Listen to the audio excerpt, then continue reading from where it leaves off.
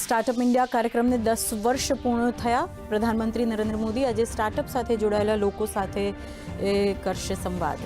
પ્રધાનમંત્રીએ કહ્યું, ભારતીય યુવાનો સ્ટાર્ટઅપમાં બનાવી રહ્યા છે નવા રેકોર્ડ્સ।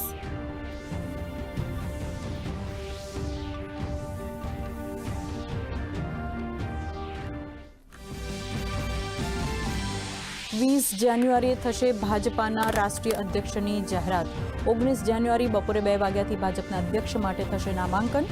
નીતિન નવીન હાલમાં કાર્યકારી અધ્યક્ષની સંભાળી રહ્યા છે જવાબદારી।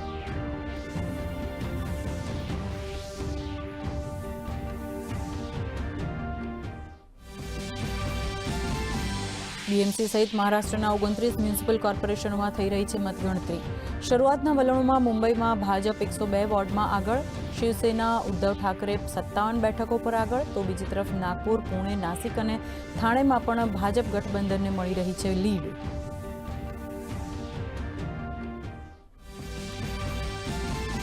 પશ્ચિમ બંગાળ, ગોવા, લક્ષદ્વીપ, રાજસ્થાન અને પુડુચેરીમાં એસઆઈઆરની સમય મર્યાદા 19 જાન્યુઆરી સુધી વધી, તો બીજી તરફ બંગાળમાં બીએલઓના મોત મામલે ભાજપે તૃણમૂલ કોંગ્રેસના કાઉન્સિલર પર લગાવ્યા આરોપ।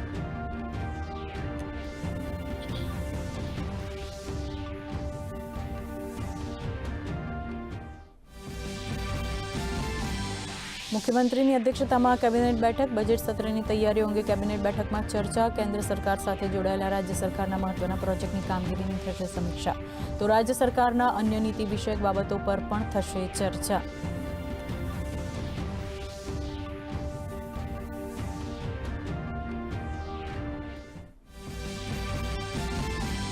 નવસારીમાં નવા ડ્રેનેજ નેટવર્ક અને વોટર સપ્લાય નેટવર્કથી પીવાના પાણી અને આરોગ્યને લગતી સમસ્યામાંથી મળશે રાહત। નવસારી મનપાના આઉટર વિસ્તારમાં રૂપિયા 112 કરોડના ખર્ચે પાણી અને ડ્રેનેજ નેટવર્કથી 25,000થી વધુ લોકોને થશે લાભ।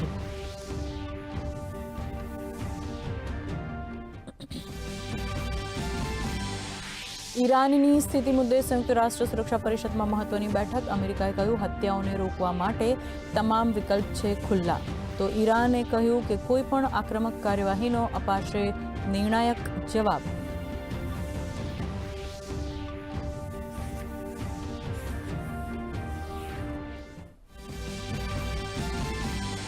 રાજ્યમાં ઠંડીમાં આંશિક ઘટાડો। આગામી 48 કલાક દરમિયાન લઘુત્તમ તાપમાનમાં હજુ 2 થી 3 ડિગ્રીનો થશે વધારો। હાલ 9.2 ડિગ્રી સાથે નલિયા સૌથી ઠંડુગાર, રાજકોટમાં 11.3, વડોદરામાં 11.8 ડિગ્રી, જ્યારે અમદાવાદમાં 14.5 ડિગ્રી લઘુત્તમ તાપમાન।